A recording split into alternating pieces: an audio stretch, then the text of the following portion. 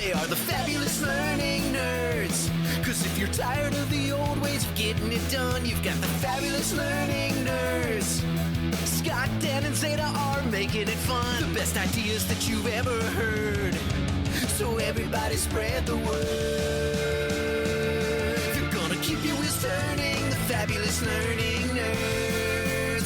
Fabulous learning nerds. Oh yeah! Hey everybody, welcome to another amazing episode of your Fabulous Learning Nerds. I'm Scott Schutte, your host, and with us tonight, you love him, Dan Coonrod's in the house. Dan the man. Oh yeah. Dan. Scott! What's up, Scott? How you doing?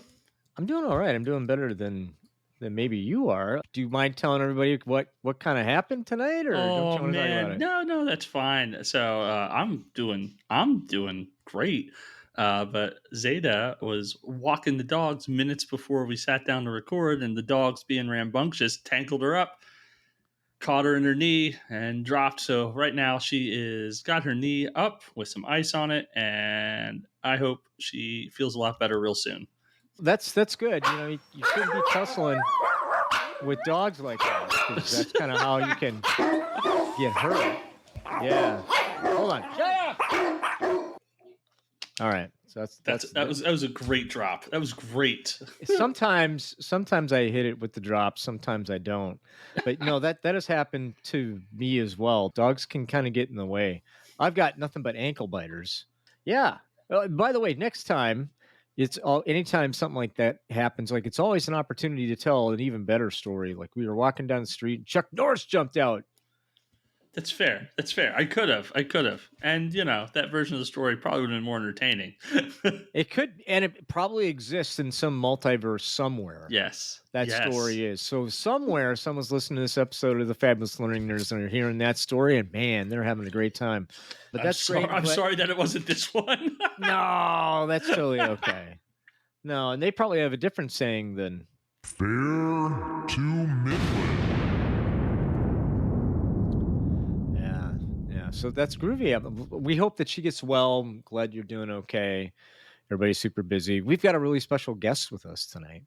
And I had the opportunity to speak with this individual a few weeks ago, and I was super excited. He actually pinged me on LinkedIn and said, we need to talk. I want to tell you what I'm working on. And I was like, oh, wow, that's so cool. And folks, we're going to go ahead and not bury any more of the lead. We're going to introduce our special guest in a very special section that we call What's Your Deal? Hey, man. What's your deal? Neil. Hi, guys. How you doing? Neil, what's your deal, my friend? My deal is helping technical people with their presentation skills, all stemming from back when I worked as an engineer and wasn't all that great at it, but I got a lot better at it. So now I work with people like myself. Tell me a little bit about, it has to be that journey, right? So as much or as little as you want to share. You started off as an engineer and then all of a sudden woke up one day and went, well, this is kind of what my calling is, and I should be doing this. So talk to us a little bit about how that went down. Sure. I was working at a medical device company as a product development engineer. I was brought into my boss's office one day and he told me I was going to be a project lead. I didn't know what that meant, so I asked him, and he said, you're going to be in charge of a group of those working on a particular project, and you're going to be the one responsible for reporting project status to upper management. Because every month, all the upper management folks, we're talking CEO, CTO, CMO, C fill in the blanco, all the C's, they'd all sit in one of the conference rooms and listen to all of the projects that were being done at the company. So we're talking 10 to 15-minute presentations each, but it's an all-day affair because we're going through every project that's going on at the company, and I was responsible for one of them. Turns out the company was just too cheap to hire project managers, so they pushed that responsibility onto the engineers. So there I was having to give these types of presentations in front of management, and those first few presentations were rough at best.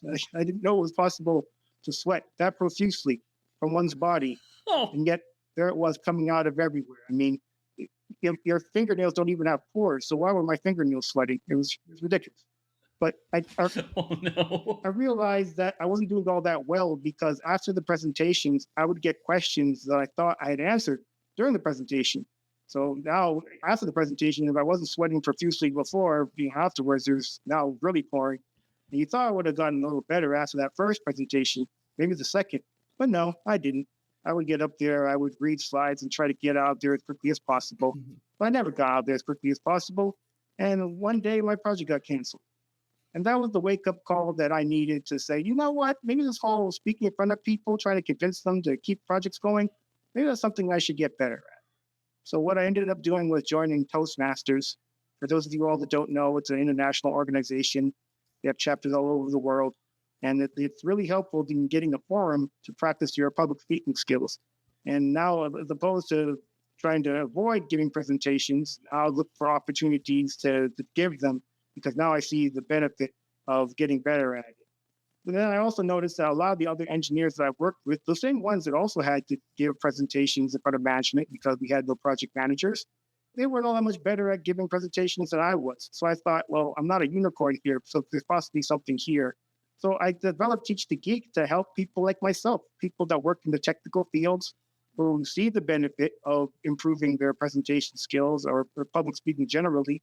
And it's been great just working with people like me, people like engineers, scientists, people in the technical fields on improving their presentations. So what I do with Teach the Geek is I developed a course, an online course geared towards technical professionals, and it's called Teach the Geek to Speak.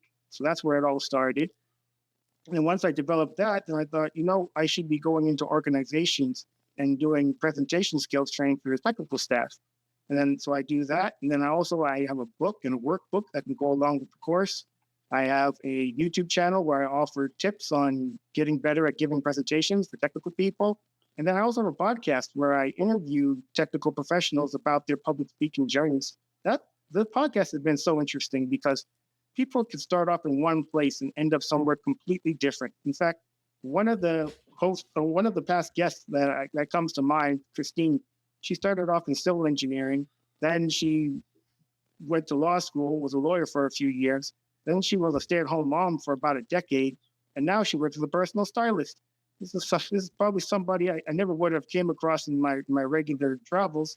So it's really cool getting to know these stories of these types of people, not just their public speaking journeys, but their career journeys as well. So that's basically Teach the Geek in a nutshell. That's awesome. Yeah. So I have to say something. We're gonna back up. Like this whole sweating profusely thing. Like you shouldn't feel too bad about it. I actually had a trainer on my team who, this is what we were paying him to do. We were paying him to train, right? And he had a towel. Every time he got up to train in front of everybody, he had a towel. It was black. Thank God. Thank God it was black because you couldn't tell how wet it got. And he would just wipe himself with the towel. And we were working with him for the longest time. Like, dude, we got to figure something out. We got to get rid of the towel because it was. And the other thing around public speaking that I think is really important, it is correct me if I'm wrong, Dan, isn't it like the number one fear people have aside from death? So we fear death the most, and then it's up there. Public speaking is up there. There's so many people who the idea of standing in front of a crowd of people and speaking just like sets them off. Oh, yeah. I think what you're doing is awesome, and I can't wait to learn more about it. And folks, we're going to learn more about it in today's topic of the week. Are you ready?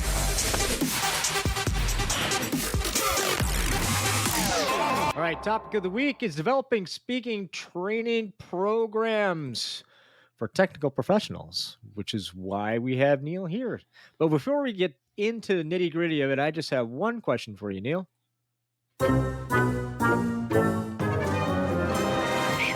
What? Yeah, so what? Why is this important? Why are we going to spend the next 30 minutes or so talking about public speaking for technical professionals? Well, the technical professionals within an organization have all this expertise, and it'd be a shame if it just stayed amongst them. Especially if we're in positions like mine where I had to speak in front of people to try to get a project going or to keep it going. If you're not adept at communicating with others with persuasion and just having the confidence to get up in front of people, well, then projects get canceled and you may be out of a job. Luckily, that wasn't the case for me when my project got canceled. I was just assigned to other projects. But definitely put the fear in me to think if this happens again, who knows what will happen. So there's definitely a benefit to the technical people getting better at speaking in front of others, especially non-technical people. Listen, you've been working with a lot of technical professionals. What are some of the biggest opportunities that they have? What are the bigger opportunities that technical professionals have with public speaking? I think it's, as I mentioned, the idea of I have the answers, but I need somebody else to provide them because I'm not comfortable doing it. It reminds me of a conference that I went to during the summer. It was put on by an engineering society. One of the sessions that I went to, the person presenting was the business development person. And the questions that he got after the presentation were all technical in nature, and he couldn't answer any of them. Luckily, there were two engineers in the audience who answered the questions from their seats. And this room was small enough that even though they didn't have microphones, it was easy to hear their answers. But it got me wondering, why didn't one of them give the presentation? That made way more sense, especially since they were speaking to a group of technical people. It's very likely that they'll have technical questions, and who better than the technical person to be able to answer the technical questions? But I get the sense that in a lot of instances, engineers are all that comfortable being up in front of people. Perhaps they're worried about being judged. Perhaps they think it's not their responsibility and it should be someone else's. But truly, the people that move up within organizations, those tend to be the people who are the most visible. And a great way to be visible is to be a speaker, is to communicate with others. It's not for anything, to just communicate your value to the organization. I got my start in being a technical person. I was doing technical support. I had done, even before then, PLC to PC transition for another life forever ago. So I've always been like that very technical background. And I think like many people in learning and development, I fell into learning and development because I was in the right place at the right time. Maybe not the right person, but I can't tell you, like, standing in front of my first classroom of people was terrifying, was absolutely positively just shaking. And the fact that there was this whole skill set, like, I had to find it. Like, there wasn't anybody be like, oh yeah, okay, here's how as a technical minded person you can develop these speaking skills. I had to figure it out because otherwise I was going to bail out of this job that I really liked. And I was like, I got to get better and I got to get better now. So I absolutely love what you guys are doing. Absolutely. It sings to my heart. Yeah, I hear what you're saying. And like yourself, I also had to find means to get better at it myself. I mentioned that I joined Toastmasters, but that was through my own motivation. It wasn't even something that the company suggested I do. It was just something that I did some research, found out about, and thought this could help me. But if an organization were to offer something like a speaker training program to technical staff, I think a lot of them would take them up on that offer because it's there for them to take advantage of. And then they'll get better at giving those presentations, and it'll help them in a host of other ways, especially, as I mentioned, people who move up. Those are people who can speak well. And if you stay not speaking all that well, you'll be that engineer in their cubicle mad because someone else got the promotion that you thought you deserved. The speaking part that's like half the game, right? The other half are the presentations. Now, my experience with technical presentations is the game is how much stuff can I put on one slide before I move to the next? Like, white space on a slide is just not something that I've seen analysts or technical people like do really well with. So can you speak to a little bit about the design aspect of what we're talking about? Yeah, you're absolutely right about that. So it's almost as if it's a competition as to how much text you could put on a slide or how many images you could put on a slide at one given time. There's so many instances in which I've been in the audience attending such presentations, and you have this sweaty engineer with their laser clicker trying to point at the whatever we're supposed to be paying attention to on the slide, but because their hand is so shaky, you don't even know what they're pointing at any given time. And there's a whole lot of text on the slide, and I'm thinking to myself, man, I could read probably faster than you can. So you could have just sent me the slides. I didn't need to hear you read. I assume that you can read. So yeah, there's definitely an issue there, especially with technical presentations. And you're right, more white space is needed, less text is needed, less images on a slide is needed. And what that does is for the presenter, it forces them to know their material well enough to be able to speak to it extemporaneously at times even. And they don't have that crutch of being able to just read the slides. And then also for the people in the audience, it eliminates that option of reading the slides. So now they're going to either listen to you or ignore you. So by eliminating that option of them reading the slides, now your odds of them listening become 1 in 2 as opposed to 1 in 3. I like those odds. Yeah, that's great. And nothing, by the way, is worse than, and I've seen, again, professional trainers read slides. And in all honesty, I think I'm completely guilty of it myself. From, hey, we're going to go ahead and take content. We're going to throw it on the slide. I want to make sure I have everything. So you've got all these bullets in a row and make sure that it makes sense from a story flow perspective. But you're right. I could read that. And many trainers do. To get up and to start reading the slide. Like, here, you can, let me read this with you in case you can't. And we're going to go ahead and do that. So I think that's great. Is that something that you coach on as well from a presentation design perspective? Or are you pretty much sticking with some of the basics? Oh, no, it all goes together. So I certainly do advise on presentation slides. But I'm also a big fan of telling speakers that you speaking to people, that should be the primary focus. The slides should just be an accessory to your presentations. They shouldn't be the main course. They should be the dessert. Where do you start? So if you were going to go ahead and provide coaching to someone, what do you look at first? Where do you start? If we're going to start to reshape and turn our technical people into storytellers, where do you begin that journey? I think the first thing you need to do is see if the person's even open to hearing what you have to say in the first place. If when I first started giving presentations, someone had offered the course to me, I'm not sure I would have taken it at that time because I hadn't fallen on my face yet. My project hadn't been canceled yet. So I'm thinking, I'm probably pretty good at this. So I'm going to do it a few times and see where it goes. But then I think I mentioned that even after that first presentation where I got a whole lot of questions afterwards I thought I had answered, I still kept on giving presentations after that without making any sort of modifications to my approach. So I think the first thing you need to do is to really figure out whether this person is even open to hearing what you have to say on speaking in the first place. Once they are, I think the next thing is to actually listen to them give a presentation.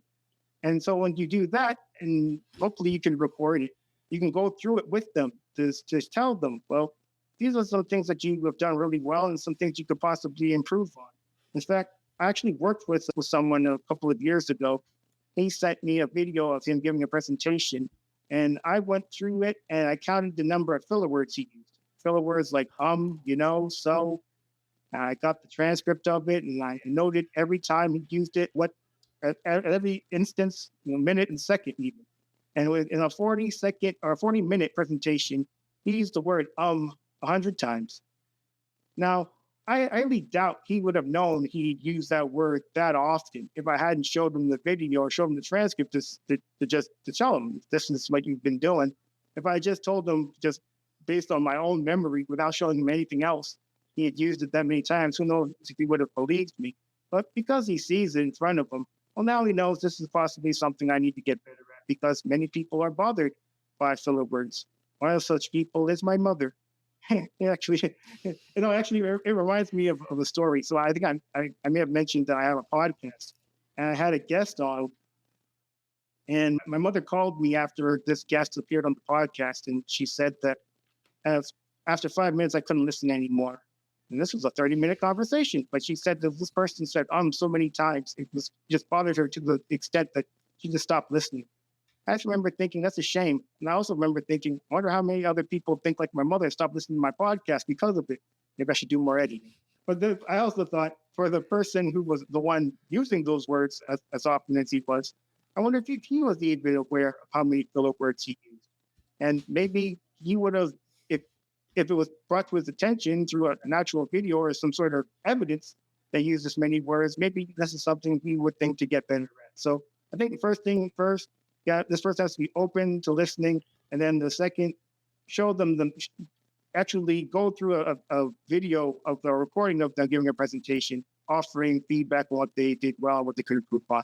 When I was young and I was, first getting into facilitating, there's this phrase, and it's everybody in my family does it, but we go, and I didn't realize I did it. And one day, this person was observing me training, and they came up to me and they were like, "Hey, what is umana?" And I was like, I don't know. What is umana? He's like, I don't know, but you say it a lot. So I'm just like, what are you doing? And I was like, oh, I had started to think, and I caught myself, and I got very fixated on avoiding umana. And when I go to family reunions and stuff, and I'll be hanging out with folks in my family, and I'll hear it now. I can hear it because I'm listening for it. But they'll go, yeah, and then we did this, we did that. I think it took an hour, but it sticks out now. But it's one of those things that you start counting. If I started counting I think that would break me. I know I say a lot, and anywho's that's my usual go-to turnaround phrase. Anywho's, and I've had people be like, "Hey." I think we've all suffered through that. I don't care how good a public speaker you might be, how good of a facilitator you might be. You struggled with that when I started out. People in the class were tallying. I can't remember what the filler word was, but they were tallying it. And so I remember my coach that was with me, we were done. Yeah, they're counting how many times you say this phrase. And I was like, really? I had no idea. This idea of we're going to go ahead and give you some perspective or at least some awareness of it, I think can help solve for the problem. One of the things that's really hard with filler words is because we are so afraid of the pause.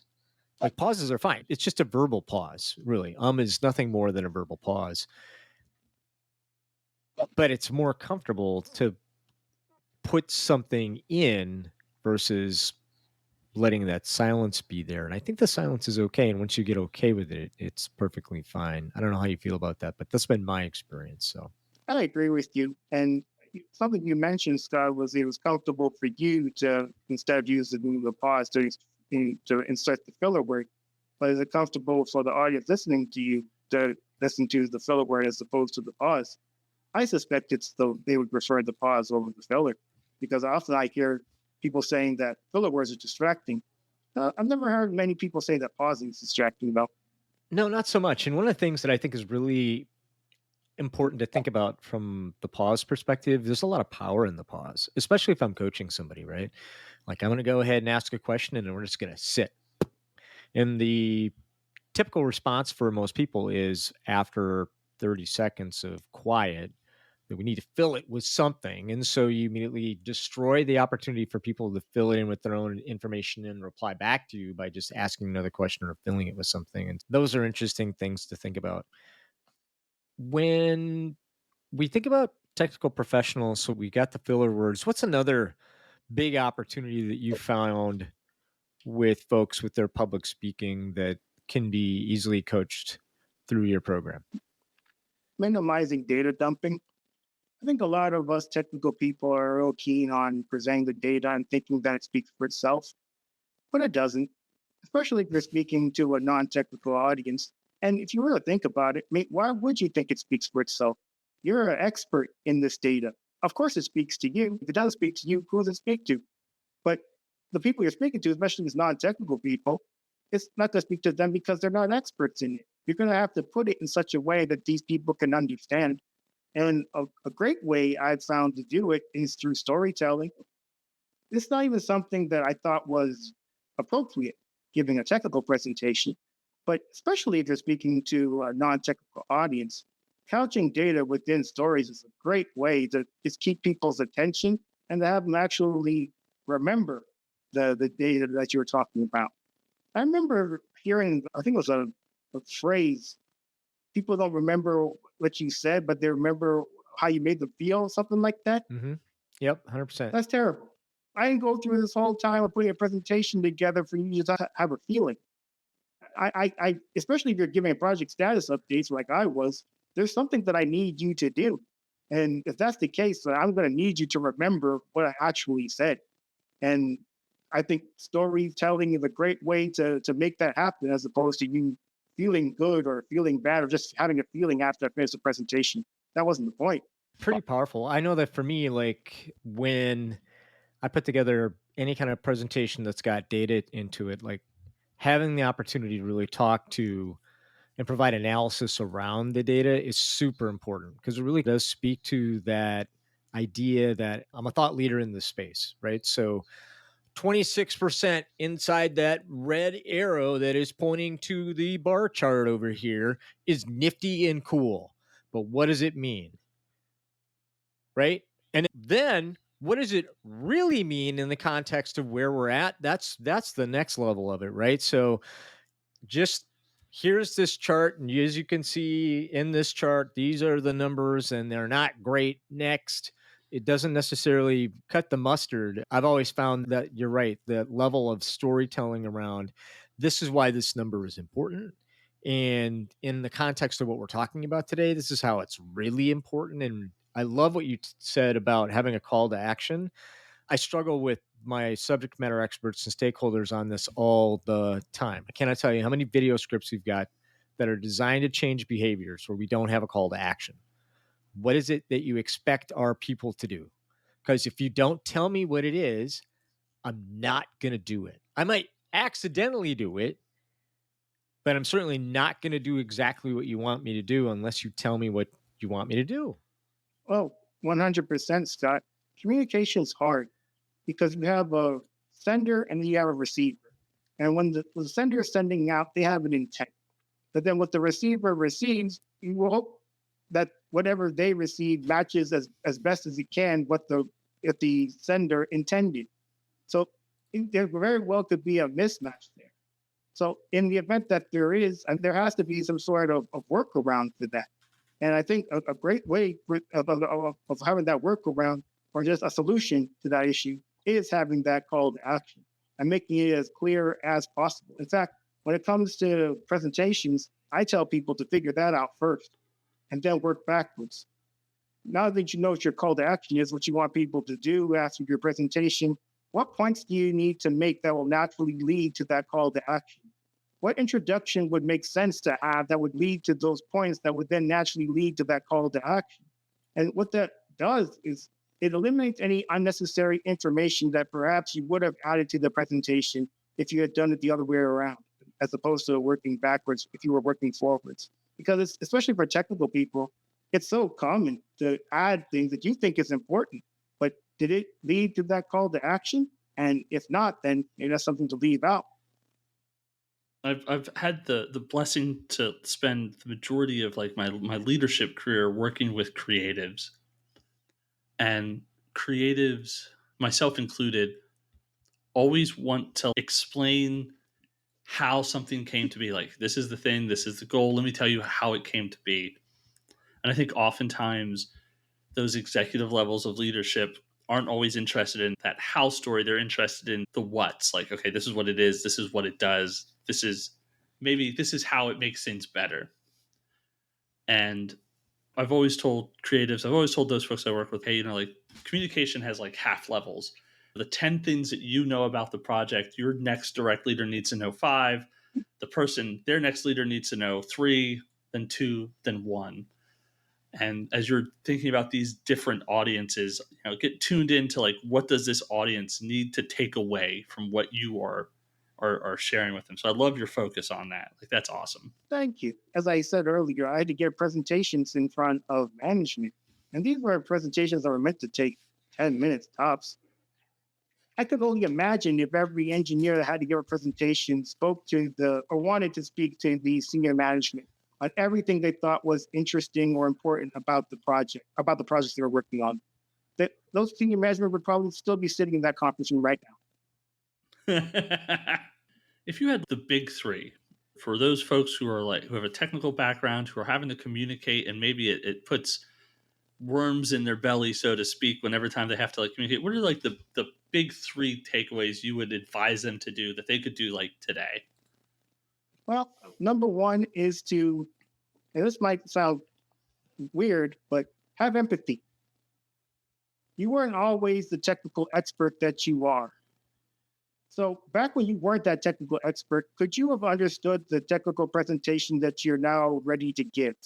You want to include all of the data. You want to include all the jargon. You want to include everything that you know about this project because you think it's important. Could you have understood that back when you weren't the expert? And the answer is probably no. So what makes you think that the non-technical people that you're speaking to can understand you? Likely they can't. Harken back to that person, the person you were when you weren't the expert. What kind of presentation could you have understood back then? And tailor your presentations to that. So that's one. Two, I think you need to eliminate or minimize the technical jargon as much as possible. These are words that are common to you. You shared them. It's obvious what they mean. But it's not obvious to your audience if they're non-technical. I'm a bigger fan of using more commonly used words. And when I think about that, I think about those first few presentations I had to give in front of management. I mentioned that I worked in medical devices, but more specifically, I worked in spinal implants. And more specifically than that, I worked in the orthobiologics field. Now, if I were to just continue this conversation talking about orthobiologics, you probably wouldn't know what I was talking about. But what it is, orthobiologics is using human cadaver bone to create the implants. Implants can be made out of a number of things. They can be made out of metals, they can be made out of ceramics, but they can also be made out of human bone. So I was part of that group of designing the implants made out of the bone. And bone is made out of a number of cells, two of which are osteoblasts and osteoclasts. When I first started giving presentations, I'd use those terms at will. Osteoclast this, osteoblast that. But the people that I was talking to had no clue what an osteoblast or an osteoclast was. So now I'm getting all these questions afterwards that I thought I'd answer during the presentation. Like, I mentioned osteoblast like 50 times during this presentation, and you now just ask me what osteoblast is? But what's helpful is instead of using those words at willy-nilly, at least explaining what they mean at the beginning of a presentation so that if you were to use them later, at least people can harken back to, okay, that's what osteoblast means, that's what osteoclast means. So that's number two. And then number three, and this maybe is just a pet peeve of mine, but I suspect that it's also bothersome to others, is watching your timing when you give a presentation. There have been so many instances where I've been at conferences and there's an agenda. You're looking at the agenda. You're sitting in the audience of a presentation. You've seen this presentation is supposed to take 15 minutes. 10:30 to 10:45, it says in the agenda. So why is it 10:50 and this person's still talking? Now the agenda is thrown off. The person that comes on after, well, they were supposed to go from 10:45 to 11, but now they're starting at 10:50. Are they going to reduce their presentation by 5 minutes? Probably not. They're still going to go for their 15 minutes. So now they're going overtime. The whole agenda gets thrown off whack.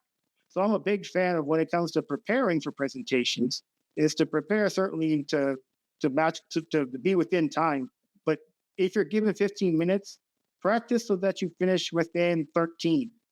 Because inevitably you will say something during the presentation that you didn't practice. And at least if you do that, you still have some buffer to play with and still be able to finish within time. Singing my song.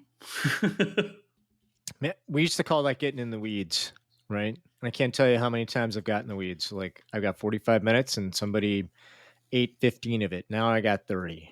So how am I going to adjust my presentation to get 45 minutes worth of learning into 30 versus I guess we're all going to be backed up. My audience doesn't like that, and they're going to blame somebody, and they might blame me. So getting out of the weeds was always something that I'm not sure. That's probably a topic for another day, but that's advanced facilitation skills right there. What do I make sure that I hit, and what can I skip and or allow my audience to kind of glean from whatever I've got? So the groovy thing about this conversation is it's just flown by. We're getting to that point where we're going to need to start wrapping up, Neil. But before I go, what I would love to do is give you an opportunity to go ahead and talk about something that maybe you felt very passionate about that we didn't get to, or maybe it's an opportunity to wrap things up and really explain the what's in it for me for our audience perspective. What would you like to leave with our audience before we say goodbye? Sure. Well, as I mentioned, I'm a big fan of organizations developing speaker training programs for their technical staff. And the big reason for it is that everyone benefits. The technical staff benefit because they develop skills that will help them in moving up within organizations. And they could be the person giving presentations as opposed to depending on someone else to translate their tech speak for them. So there's that. And then the organization benefits because it now has more versatile employees. The engineers or the technical people don't just have to be those tech geeks who sit in front of their computers and design things or work in the lab or whatever environments they work in. They can be deployed in various situations. One of those engineers that I mentioned earlier, sitting in the seats at that conference, one of them could be the presenter. One of them could be the person standing at the booth talking about their product at a conference. So they become way more versatile, and the company benefits. The technical professional has an avenue to actually get better at giving presentations because the company is providing it, so they're more likely to take advantage of it. There really is no downside, really. So that's what I'm about. I saw my own life improve when I got better at giving presentations in front of others. And so I want to pass that along to others like Neil, thanks so much for showing up and bringing the awesome today. It's really important. Public speaking for professionals, public speaking for all of us. And I think it's great. Hey, could you do me a favor? Could you let our audience know how they could connect with you? Sure. You can go to teachthegeek.com. And I think I mentioned that I have a YouTube channel. If you want to check that out, that's at youtube.teachthegeek.com. And I also have a podcast called Teach the Geek. You can find that at podcast.teachthegeek.com. Great stuff. Really appreciate it. Going to have to check out his podcast, everybody. There's going to be some really great things there, I'm sure, and really great stories that we can all listen and learn from. So that's awesome. Daniel-san. Yes, Scott. Could you do us a favor? Could you let our audience know how they could connect with us, sir? Absolutely. All right, party people, you guys know the drill by now. Email us at nerds@thelearningnerds.com. Ask us any questions you may have. I think for this week, what we would love to know is what is the scariest talk you've had to give, whether that was in front of a large audience, small audience, maybe with a spouse or a child. We'd like to know. If you're on Facebook, you can find us at Learning Nerds. If you're on Instagram, Fab Learning Nerds. And lastly, for more information about us, what we do, and updates, www.thelearningnerds.com. Scott, back at you. Thanks, Dan. Hey, everybody, could you do me a favor? Could you go ahead and hit that like button, hit that subscribe button, share this episode and all the awesome stuff that Neil had for us today with your friends, especially your friends that need it and you know who they are, right? That'd be great. Also, do me a quick favor. Could you go ahead and leave us a review either on iTunes or Stitcher? We want to know how we're doing. We want to know how well we're doing. We want to know where the opportunities to get better. And hey, here's how the algorithm works, folks. If you leave a review, you can get more of this information out to yourselves and to people just like you. And with that, I'm Scott. I'm Dan. I'm Neil. And we're your fabulous learning nerds. And we are